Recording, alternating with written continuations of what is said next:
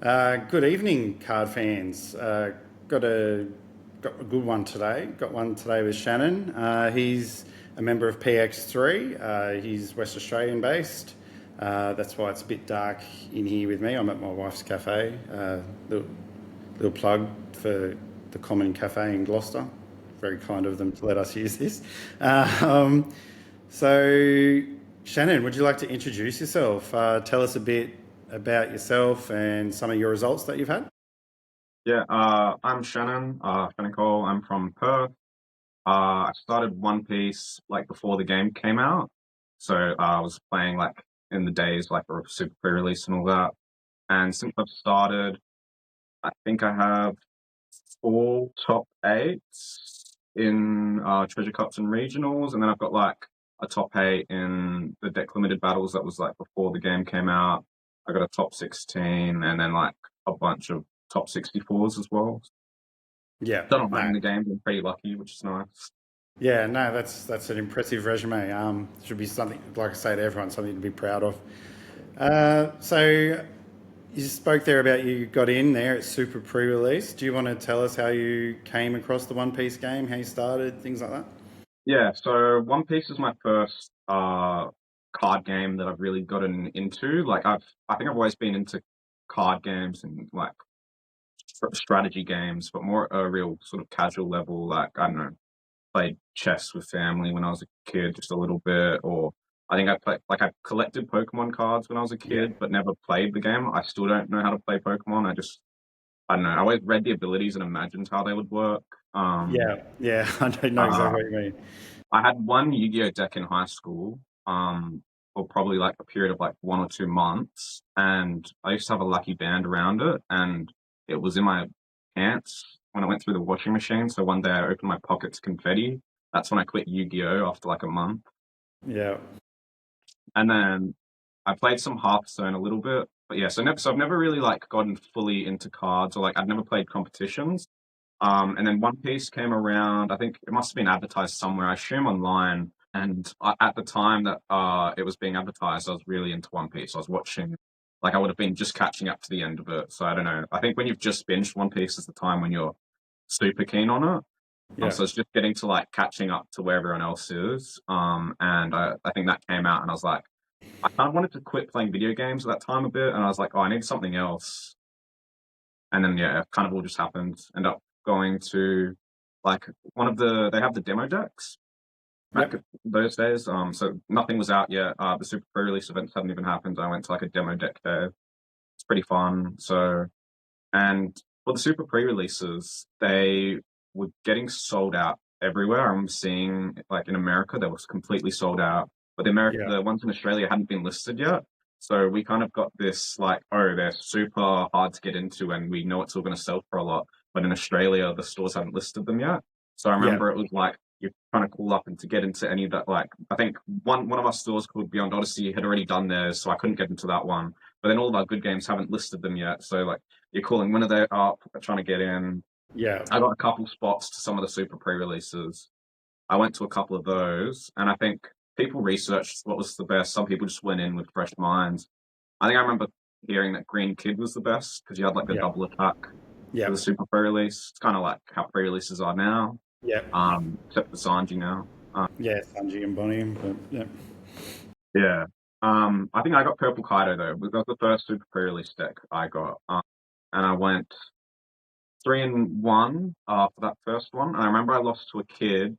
So my first loss in One Piece was to a kid, technically, in the tournament. Found out later he's like a pro Pokemon player. He flies over to different countries to play Pokemon. But I remember I read an effect of one of his cards, and I told him, no, it works like this. Um, which was like I think it's the X-Drake. The X-Drake says like when you have a Don on it, you give everything plus 1K. And I told yeah, him like, oh yeah, your X-Drake gives it to all your characters on both turns.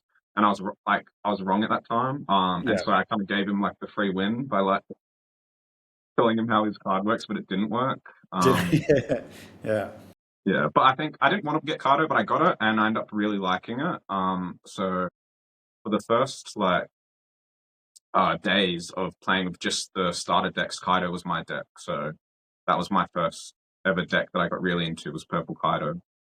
And so after the Super pre-releases, I was just planning to play it a bit more casually. But it was pretty fun. I think I got a little bit hooked with that and getting the pricing. Like the pricing was already so expensive. So getting like a promo card and being like, oh, this promo card's $50 and I paid like $50 for my deck and my entry, that felt pretty cool. And so I remember they had a big event coming up, which was going to be online. I was pretty sure it was run by LPG at the time. I don't think it would have been TAC. I think it would have been LPG. Yeah. But it's called Deck Limited Battles. So before the game came out, you could win a serial Luffy. It was the top two, the first and second could get a serial Luffy. Yeah, right. Was not dreaming of being close to getting that at that time. This was like my first card game. Yeah. But what if you signed up and played like 3 rounds, you got sent extra promos from like that you got like from the Super pre-release. So like, Yeah. I'll sign up, I'll play a couple games, drop. I don't know. I think everyone has that sort of mindset. Yeah. But I ended up doing really well. I think it was like 7 rounds. It was like a 200-person tournament. Yeah, nice. Um, at that time, it was best of 3 as well. Yeah, So, okay. Yeah, right. um, It's a a big lot of games day. went to time. A lot of games went to time. You had to like know the time rules. I'm surprised how many One Piece players don't know time rules. When I started, you had to know them. Yeah. Um, and I went like 6. So if it was 7 rounds, I won the first 6 and got into like the last round, I guess. Or if it was, I can't remember how many rounds, but I got to the last round undefeated, and then I ended up losing that one.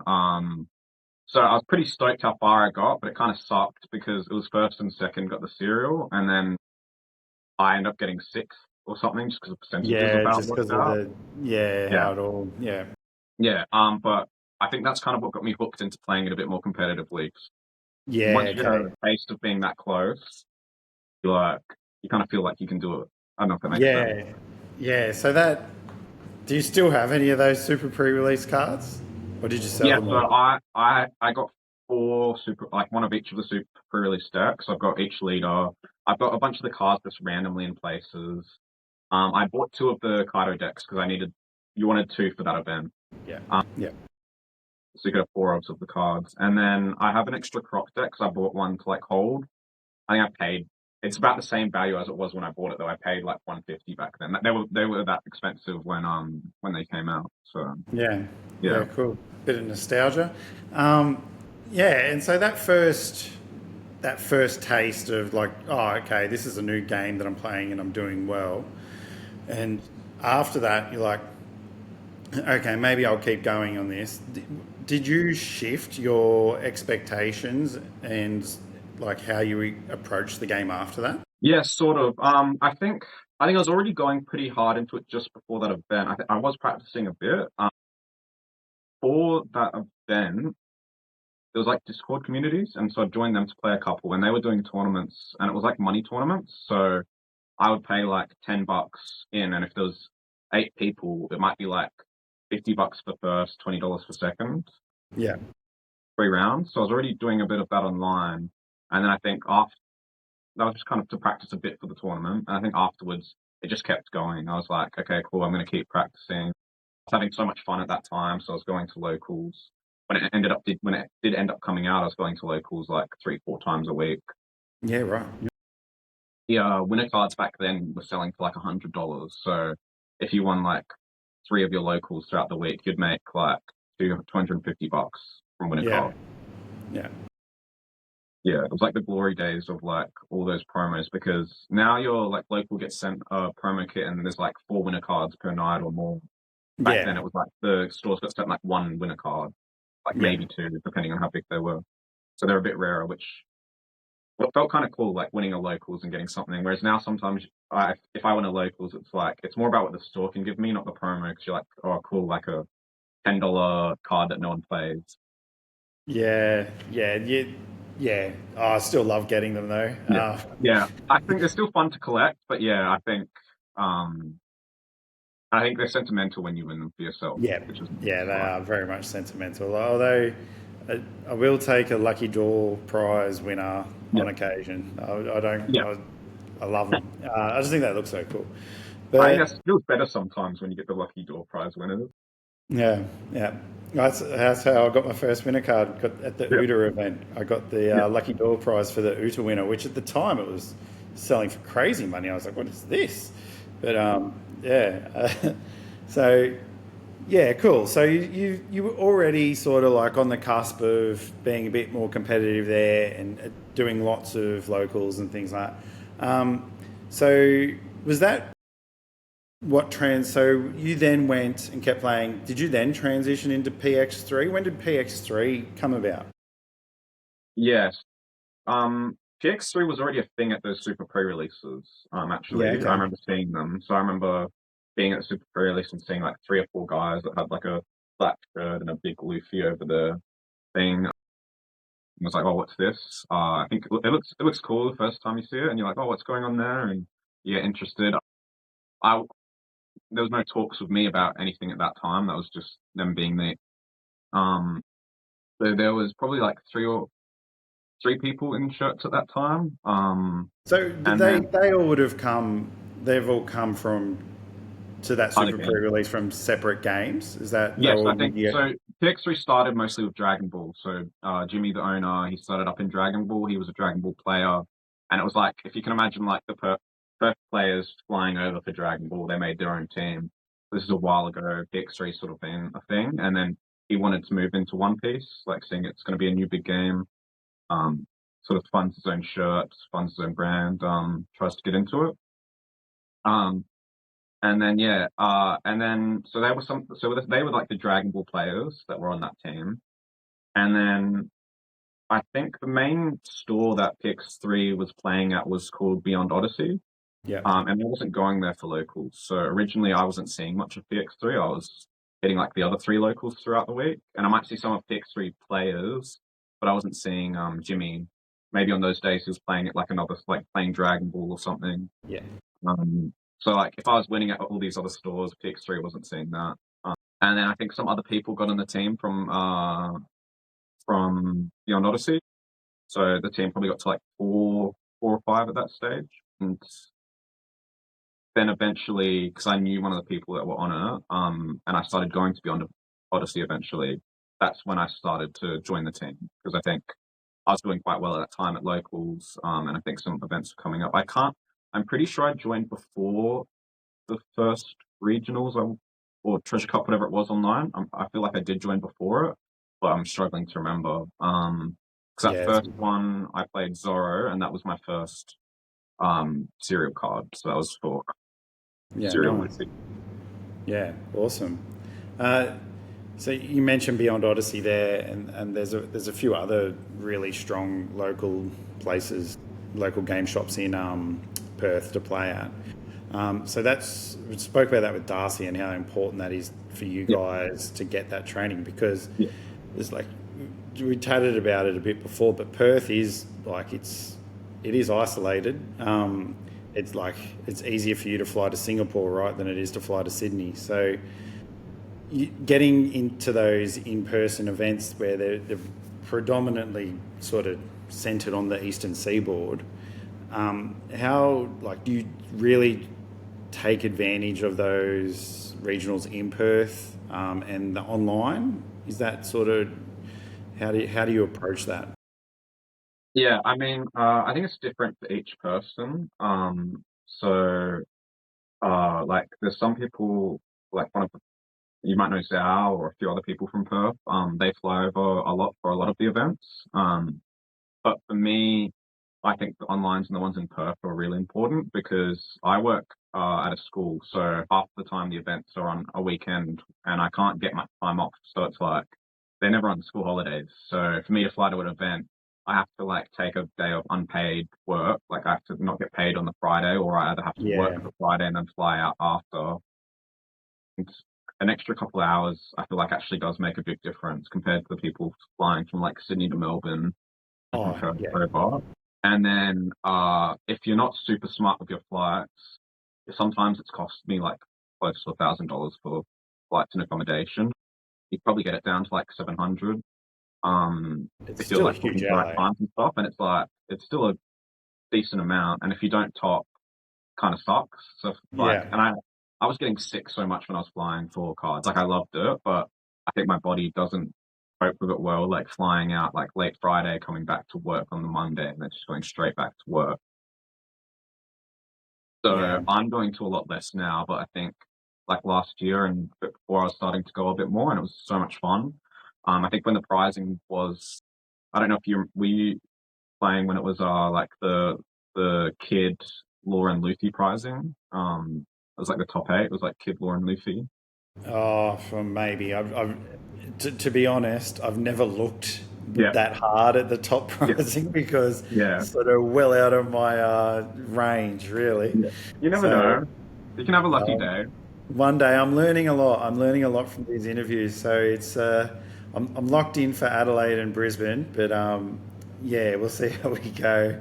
I did have a look. I had a sneaky look at those pricings, but yeah, no, Yeah. not. But yeah, around those times, I think they like if you got top eight, you were looking at like 15 to 20, which was like ridiculous, like 20K, 15 to 20K. And I was flying, so like when I was doing those events, it was kind of worth the risk. Yeah, And I think it's still worth it. I think it's still worth money wise to fly now. You know, like because even if I lost money, it's still for the fun of it, right? It's still fun to compete.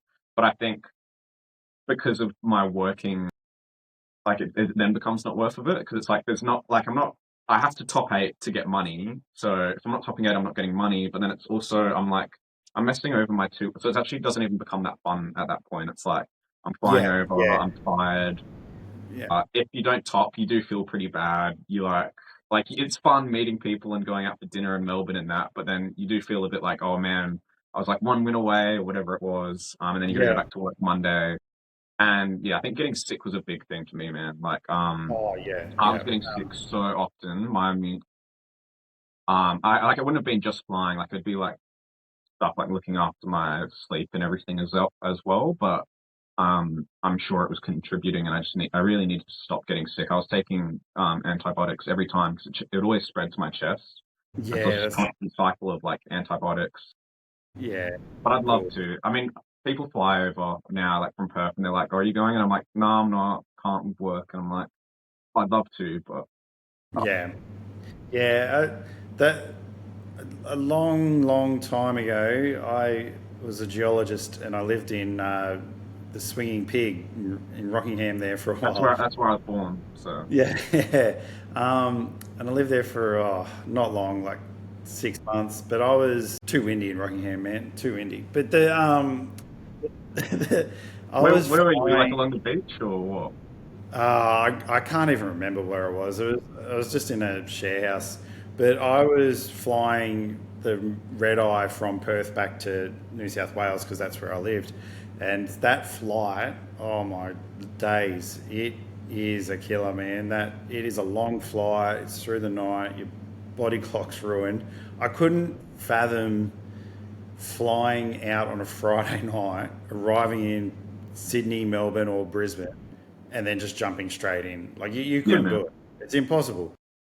I'd be like, especially the ones that I did Friday night were the worst. It was like you get like 4 hours of sleep because of the time difference as well, and then Yeah. um like caffeined up. Wouldn't eat in the morning probably because I'm like stressed. So it's like sleep deprived, no food, Yeah, caffeined it up. stops being fun very quick, doesn't it? Yeah. And then like just so focused on like I use a fair bit of like my body like uses a lot of my energy when I'm playing one piece at a big tourney. So it would just take like I'd get mad headaches at the end of the day. Yeah, yeah, yeah, man. It's a long day, and especially with that flight before. Oh, I can't even, mate. I can't fathom that. But it is interesting what you say there, like because for the average player like me, and it's interesting how you say, oh, don't top eight, it's not worth it. If I don't like get in there, it's not worth it. For the average player like me as well, like I've experienced playing people, and that what do they say was X3 and drop sort of thing. Like there's a lot of people with that sort of attitude or mentality where it's like, oh, if I'm sucking, just drop and that. But yeah, it's a tough one because that it's what is it they say? Comparison is the thief of joy. I Yeah. think is the saying. Yeah. So there's that where you're comparing yourself with the top, and then you've got people that like myself, but who are also comparing themselves with the top, and there's probably a lot there mentally to unpack for people to be able to maintain that high level as well. Yeah, I don't think it goes away. There's probably not a position you get to. You could be number one on Limitless, and now you might be, yeah, you're the top, but it's like you'd be thinking, oh, do I have the most number of wins, or do I have, or like, is somebody going to take it from me? You're never going to lose that comparison. I think that's something I've struggled a lot with playing One Piece, to be honest.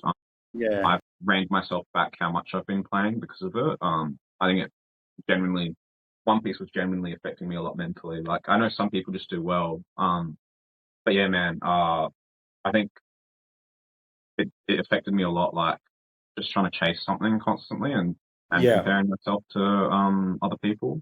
Like, yeah. but, Because you've come in right at super pre-release, right, or even prior to that with the demo decks, and then still playing, and you're still doing well, and but that dynamic of players, that's got to have shifted a lot. 100%. Yeah. Um, I think at the start of the game, there was good card game players. It was not like it was all newbies to the game. There was when I played that first event, people were dropping their Dragon Ball maps, they were dropping their Digimon map, and I'm like, crap, I'm versing these seasoned players. Some of the top players like Elliot Charters or these other players, some of them were around back then. But what I found was then the other players that weren't like you could tell when you were versing a good player back then. Yeah, Whereas now it feels like everyone has a pretty good grasp on One Piece.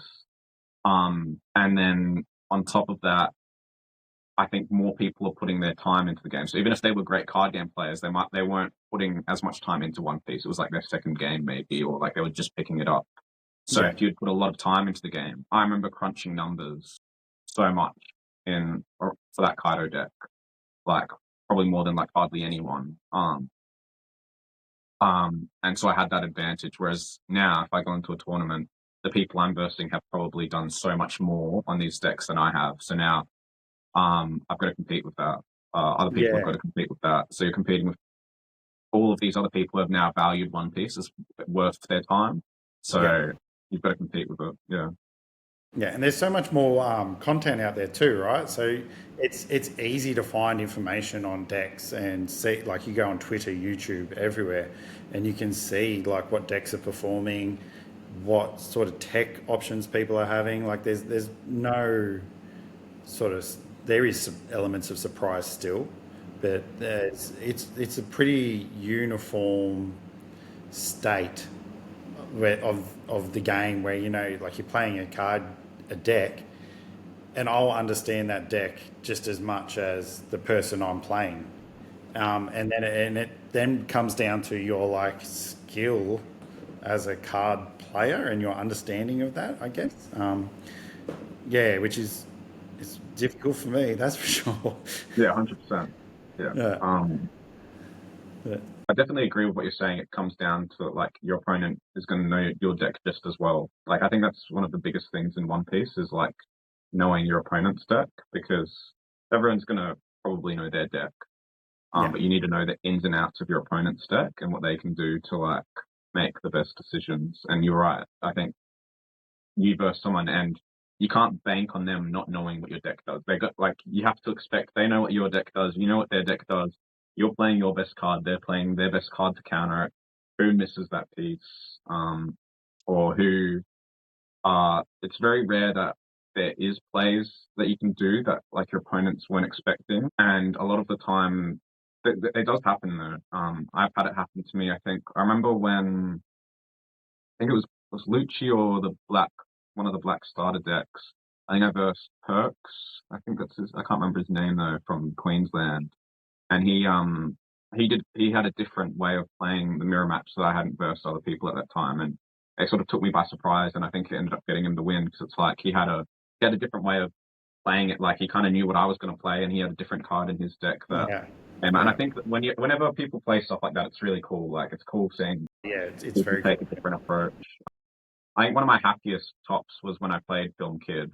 So my first top eight was Zorro, Yep. and then the second time around, I had no idea what I was going to play. I was swapping. I was going to play RG Law, I think, and I swapped something else. I think 5 days out from the tourney, I was going to play Magellan. This was like OPO2. Yeah. I was like screw it, we're playing Magellan. I had like a whole list in mind or something. And then the day before, I think I was just getting so mad at versing Whitebeards. Like Whitebeards was so annoying. I couldn't be bothered.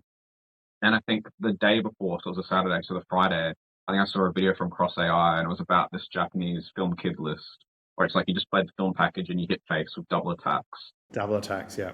Yeah, and so the night before, I played like 5 games into my friends. Like it was like probably a game into this deck, a game into this deck, 2 games into Whitebeard. It easily beat the Whitebeard, and I was like, I don't care. I want to beat Whitebeards. We're taking Film Kid. Yeah. And I took it the next day and got top 8. That's probably been my favorite one. It was Yeah. funny. Nice. The day after that, there was Film Bardos, which no one wanted to pull those ones, and they went from like $10 to like $80 because I think Yeah. I got the top on the Saturday, and then in America somebody got a top on the Sunday. So in Yeah. 2 days, it was like one top with Film Kid, another top with Film Kid. The card went from like 10 to 80 or something. Like, Yeah. which No, I that's found cool. funny. Yeah. It's wild how much the results from tops can influence Yeah, card value. yeah. That blows my mind every time. But that's cool. What were some of the other things that we wanted to talk about? One thing I wanted to touch on, because a few people have been into my DMs, and it was something that Darcy mentioned. It was about the spreadsheet that you guys were running before Oh yeah, nationals last year. yeah, Because I have spoken with another guy since then, and he had a spreadsheet, and he hated it. He hated the spreadsheet because he was like, it lulled him into a false sense of security. But then other people have talked about how they've tracked their wins and stuff like that in my messages, and I was just wondering how you found that sort of having that data at hand. I think it was good, and I think it was good for certain matchups, but other matchups not so great because if I'm maining one deck and my buddy's maining another deck, and we keep versing each other and we put those results in, and then similarly with other decks, you get a pretty good idea of like what the percentage is going first and second. They do that on the sim now, so you can just check sim is probably the best. You don't need to set it up for yourself. Yeah, Plenty of resources out like that now, but I think for those, if you're setting it up for yourself, and you want to look at more of a competitive, like if you do have quite a competitive group and you want to just look at people that really know what they're doing on those decks, what are the percentages? I think it could be good, but you need a lot of yeah, games, and I think you need to be playing those decks well, because if there's, let's say I'm like, oh, no one's playing Blue Nami, let's check what the win rates into Blue Nami is. Like, if you don't have a good Blue Nami player, how how do good you are know? those stats? Yeah, Like, it's kind of not worth anything at that point. So I think it's good to get an idea, but you've got to like not follow it completely. And even the ones on the sim, man, like sometimes I look at them and they're like, oh, pick second. And I'm like, really? Like, or this deck yeah, beats this deck. And I'm like, I feel like people just don't know that matchup or something, because it should be the other way around. And I think because you've got so many people playing for the sim, you've got to realize that that might be the percentages for general players, not people when you're at that really high level. yeah, And I always found, back in the day, even I always like to think about your win percents and like good matchups in 2 different ways. I like to think of it in like a brainless way and then like top level way, because sometimes my opponent will be smarter than me, and so even if my deck beats their deck, if they're smarter than me, are they just going to beat me? Like, yeah, so I think this was back in like Sakazuki days against Enel. I remember it being a thing before Sakazuki got banned. I remember people used to be like, "Oh, Sakazuki can beat Enel. You just need to know what you're doing. It's a decent matchup. You don't need to run 10 cost Kaidos." And I was like, yeah, I remember practicing it and being just like, "Man, I keep losing to Enel."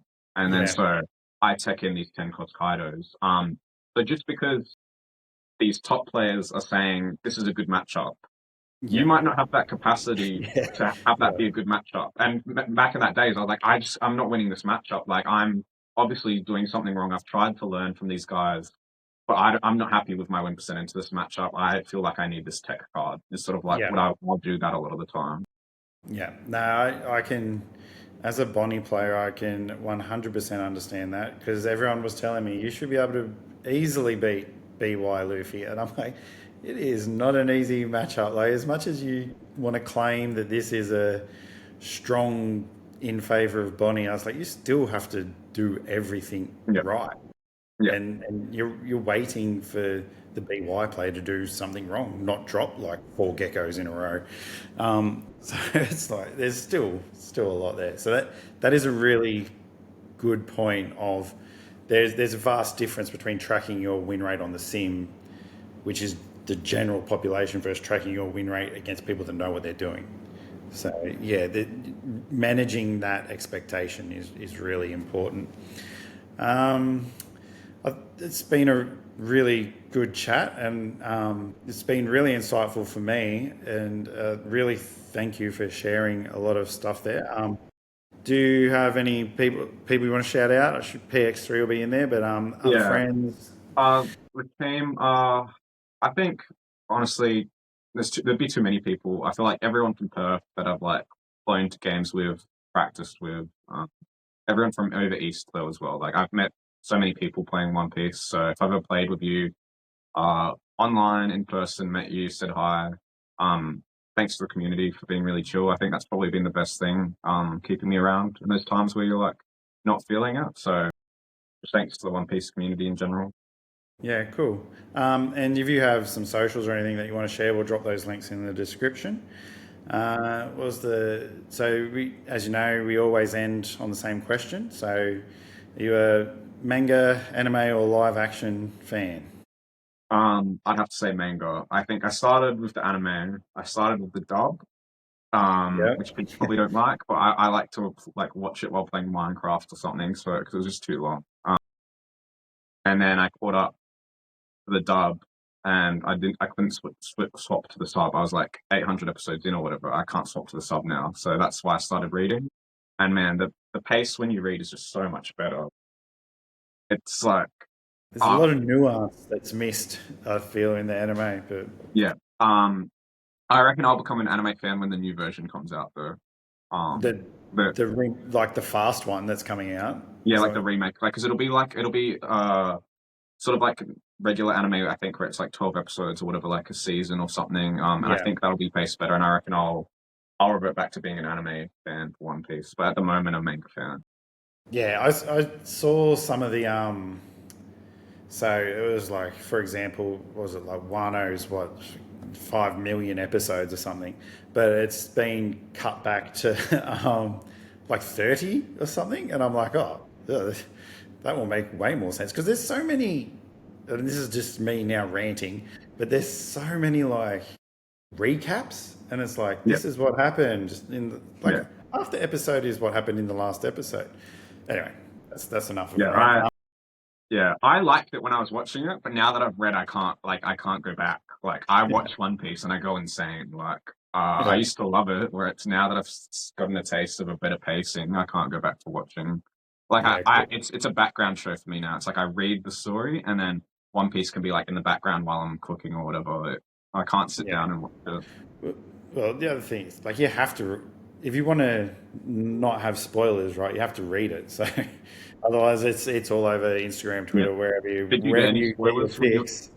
did you get spoiled for anything before you like well where are you up to at the moment? Are you up to date with the manga or So with manga, reading it, got it on my Kindle. So go through, read it, and then when it comes out on Shonen Jump, I'll read it there.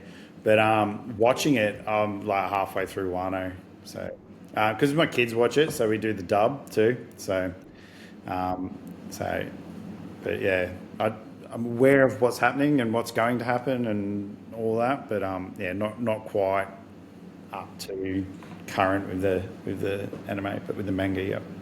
So because there was yeah, some interesting revelations recently. Cool. Righto. Well, thanks so much for being on, and yeah, all right. Cheers. Thank you so much. yeah, thank you. Bye.